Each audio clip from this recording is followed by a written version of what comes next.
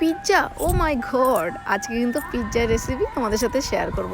তো প্রথমেই দেখো, মানে বেকিং সোডা, বেকিং পাউডার যেগুলো মানে বেকিং করতে লাগে না, বেক করতে লাগে, তো তার মধ্যে একটুখানি তেল দিলাম। এটা কিন্তু সাদা তেল, মানে সাদা তেলই দেবে, অন্য তেল দিলে ভালো লাগবে না। আর মোটামুটি আমি যেহেতু আজকে দুটো পিৎজা বানাবো, তার জন্য আমি 2 কাপ ময়দা নিয়েছি।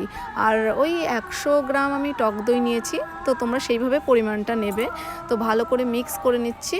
তো আমি এর মধ্যে একটু হালকা নুন দিয়েছি, যেটা আমি দেখাতে পারিনি। তো দেখো মোটামুটি আমার মিক্স হয়ে গেছে। আর তারপরে মোটামুটি তোমরা দেখবে যে যতটা জল লাগে আর কি, মানে এই যে ময়দার দলাটা হবে একটু নরম, একটু না ভীষণই নরম হতে হবে, ঠিক আছে? কারণ লুচি বা রুটি বানাতে যেরকম টাইপের লাগে ওরকম শক্ত হলে ভালো লাগবে না।